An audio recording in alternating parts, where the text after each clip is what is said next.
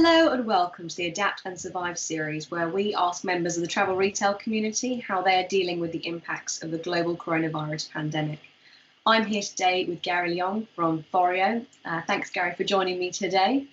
The first question I wanted to ask you was, are you seeing early signs of a recovery like we're hearing from over here in the UK? Are you actually seeing that happening in the stores where you're present? Yes, well, good to see you too on the screen, Charlotte. Yes, I can actually say that for China now, it's we're into our fourth week in the office. I know we're not at home anymore, and the stores are all opening up. In particular, the duty-free stores for CDFG, for CNSC. And they're all operational. Customers are free to roam about. So basically, I think more towards the downtown duty-free stores that they have opened up, to allow basically mainlanders to enjoy their quota of duty-free goods. Excellent. So you mentioned the CNSC store, is that right? Correct, and that was the clip that I shared is in downtown Shanghai, and basically a mainlander who had traveled outbound and coming back into China would be allowed to spend a certain quota amount, for that single trip. Yes. And there's also two other stores that I think you mentioned to me before. One in Haiku and one in the CDFG store in Sanya, which is obviously like a huge store. Correct. Yes. So and that's one of our biggest revenue stores for Foreo in China duty free. And yes, we managed to get our staff to do some video clips, and I guess you will share it with everyone. And basically, you will also see movement. They have come back to the stores to browse and maybe not to shop, but at least to walk around. From coming out from home and getting some fresh air and getting their retail therapy for sure. I understand May is an important strategic month for China coming up, and obviously you're not expecting anywhere near the trading volume that you would normally be expecting at this time of year. But what are your expectations of this period? Well, I think talking directly to the Chinese duty-free retailers, May is of course extremely important because this is when everyone travels within China. But I believe that when the island of Hainan has more or less opened up, flights have resumed. So we definitely think that for May, our retailers, especially the Chinese duty-free players, CDFG and CNSC, are already gearing up as we speak for promotions and in-store activations to cater to this, I would say, the first big influx of mainland Chinese traveling, possibly from throughout the mainland to this island and to all, I would say, downtown in duty-free stores. So I think that it will be the first sign of a possible indication that the first step of one country coming back up on its feet. But yet, yes, you're maybe not traveling to another country, but sustaining itself for retail spending for duty free. Yeah, we've actually heard of a term called revenge shopping coming out of China. I don't know if you've heard of that at all, but it's obviously with the message that because people have been in containment or quarantine for so long that they're now really ready. They've got that appetite to shop again. I don't know if you're hearing about that trend quite yet in duty free, but we can always hope anyway.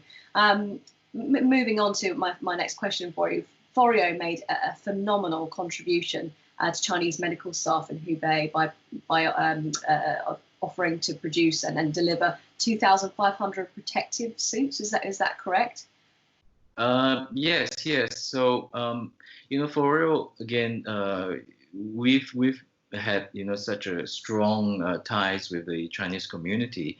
Again, our Asian HQ, where I'm sitting right now in Shanghai, was it dates as far back as 5 years ago. So we produce. We have our factories also here outside of Shanghai. But how can you not simply sit back and ignore this epidemic that is occurring throughout since I would say January, February, and up to now. And we'll definitely want to help out as much as we can. And what I see that for the Hubei province, which is the most devastated I would say city, has basically come out of lockdown, and it's I would say the in terms of you could see everyone has managed to stay put in their homes, and more or less so-called, well, I would say to lug it out throughout this time. And you could see that the people have this amazing strength and resilience, overcoming this epidemic.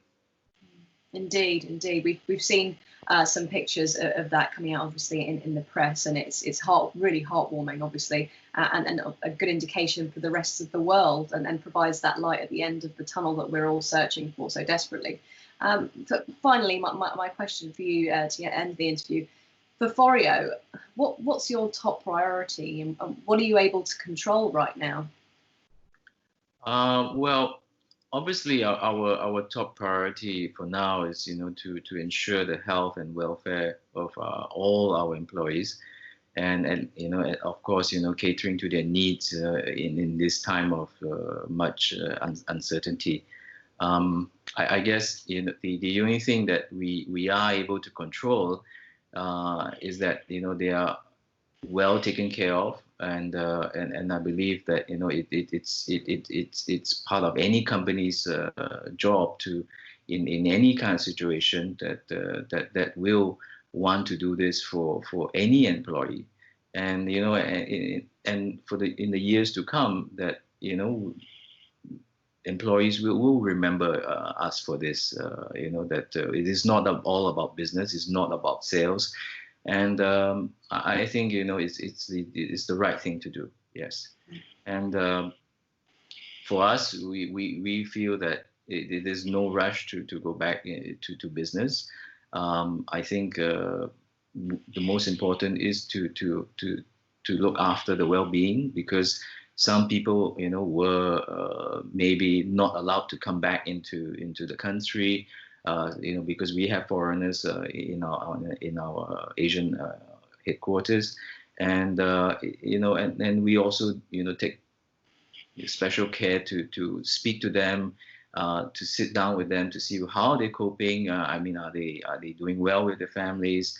And of course, in terms of medical needs, if we're always there to help out everyone. Well said. So definitely a very important priority that Foreo has got for the moment. And as you say, you're not impatient at the moment. And I think another one of our interviewees said it well. She said, if you can afford to be patient at this time, which was some sage words of wisdom. Well, thank you very much, Gary, for joining us today. I really appreciate you spending some time with us, and good luck with everything going forward. And next time we talk, hopefully it will be under better circumstances. Thank you. Thank you, Gary. Thank you.